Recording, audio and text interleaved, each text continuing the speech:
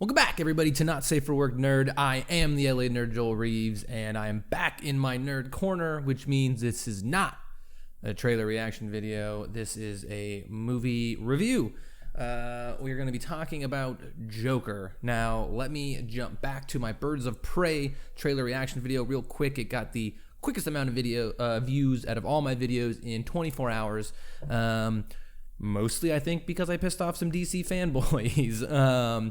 Before you turn it off, if you are a DC fanboy, I loved Joker. So you can stick on through the rest of the review and be rest assured I'm not going to be shit-talking it at all.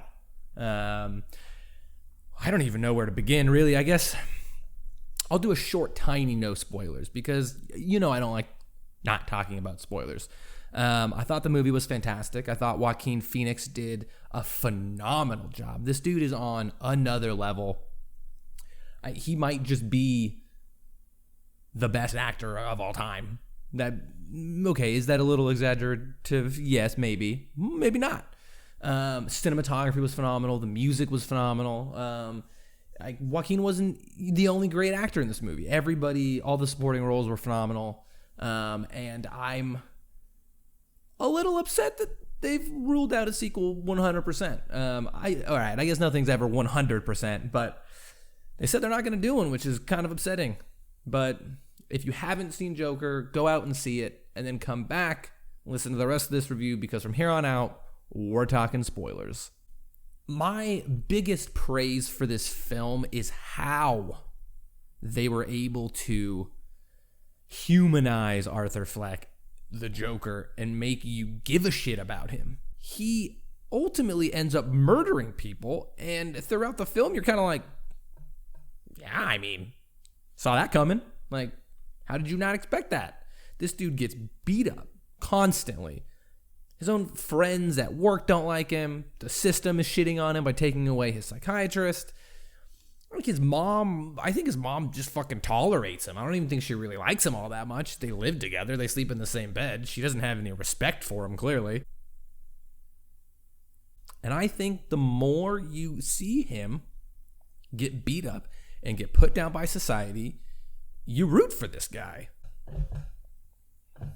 I'm not condoning fucking murdering somebody, but you see the hurt in this guy's eyeballs as he's getting the shit kicked out of him. There's only so much you can fucking put someone through and then take away their only outlet of mental health care and expect them not to fucking snap. You could see it turn slowly in Joaquin Phoenix's eyes, and that to me was, I think, one of the best parts of the performance was the slow shift, the slow break.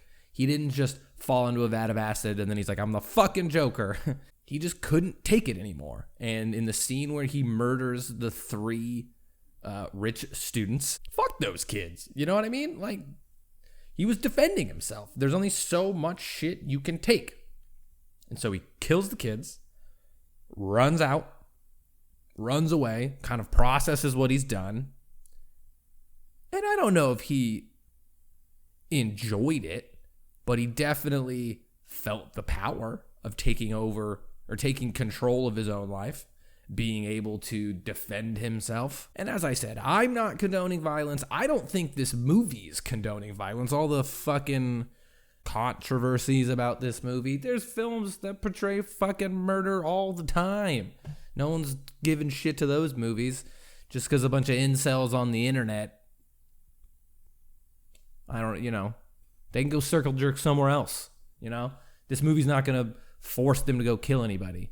It's not going to force anybody to kill anybody. Controversy aside, this film, I think, really does touch on mental illness in a way that a lot of films haven't before.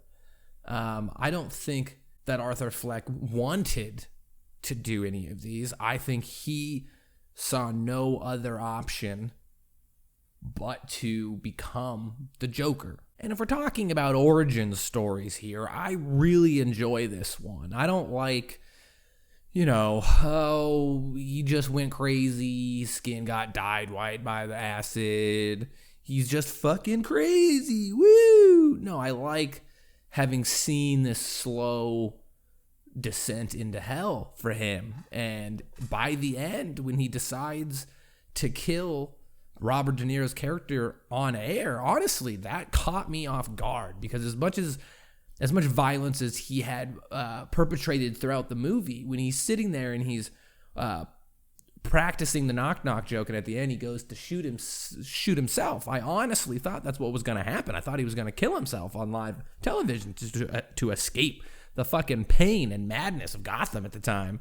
And nope, he fucking just shoots Robert De Niro point blank in the fucking face, and the town riots, and he becomes a fucking symbol, a king, I don't know, the clown prince, so to say. And it really surprised me. I wasn't expecting that. So that's almost all you could ask for the third act of a movie, is to fucking surprise you. And speaking of surprises, the twist with him not actually dating that girl, I didn't see that coming. I fucking didn't. I thought maybe she, I don't know, saw something in him and fucking made a relationship and actually kind of liked who he was on the inside, and turns out no, he's just fucking actually as crazy as we had originally believed he was. And that whole scene where they're showing what he's done with her, and then he's actually there without her, beautiful work of art in the film. I think if there's anything I could have done without in this movie, it's the Batman connection. Not that I would love to see Joaquin's Joker take on Robert Pattinson's Batman, even though we don't know what that looks like yet. Ben Affleck's Batman, I'd love to see him take on a Batman. We've been told we're not going to get it. So then why put this in here for us? I think, okay, cool. He wasn't directly involved with the killing of Thomas and Martha Wayne, but he incited the giant fucking riot that led to the death. So I kind of like that he was the reason for Batman and not the other way around, Batman being the reason for the Joker. And I think it's a fucking shame that we're not going to get to see this Joker battle whatever incarnation of Batman comes.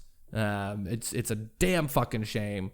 And I think probably everybody would be on board except for maybe Joaquin, and I don't know the guy personally, but he doesn't seem like somebody you could convince with a boatload of cash. He doesn't seem to give a shit about any of that, but he fucking gave a shit about this performance, and I'm calling it Best Director, Best Actor noms for the Oscars. I don't know about Best Picture. It was good. I don't think it was a masterpiece, but those two at least deserve some kind of recognition for what happened. I think it's the best DC movie since The Dark Knight, and that's, for me, that's not saying a lot. I'm not going to go there again. I don't want to get flamed on the internet by the DC fanboys again. P.S. Go drop a thumbs up on my Birds of Prey video to even the odds of this war we've got going on.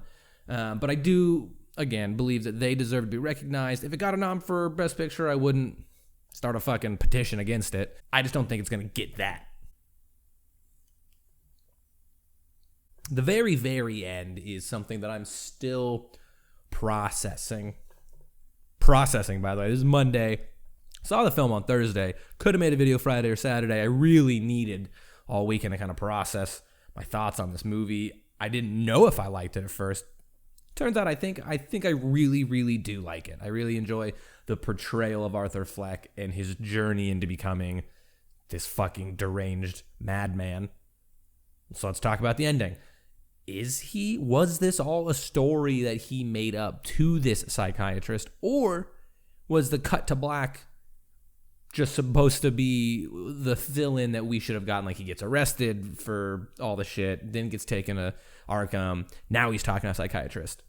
I'd like to think that's what happened. I would love to think that all of this was real and he just was that fucking crazy.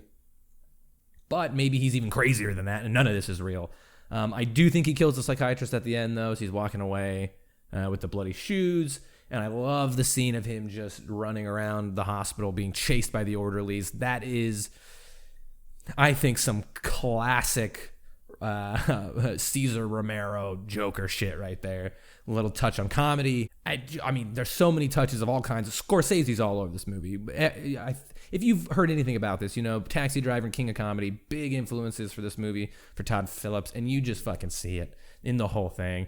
When Joaquin first gets the gun, and he's doing the dance moves with the gun, and he's doing the dance moves when he first kills the guys, the pointing of the gun, there's a lot of Taxi Driver in there. And then, of course, King of Comedy with the whole him having this weird obsession with Robert De Niro's character. Look, don't fucking mock a dude on national television and then ask him to come on the show so you can mock him some more. Like, Jesus, man, you fucking rolled the dice on that one. If you already thought the dude was crazy, you fucking were playing with fire. I give this movie nothing but high praise. 9? 8.5 or 9 out of 10. I don't want to go too high, but I really did like it. And please, comic book movie gods, Stan Lee, even though this isn't a DC movie, you're still up there.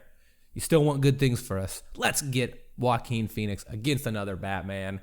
That would be fucking sick. Thank you so much for watching this video on Not Safe for Work Nerd. I am the LA Nerd Joel Reeves, and I've said it every time, and it's worked every time, so I'm going to keep saying it.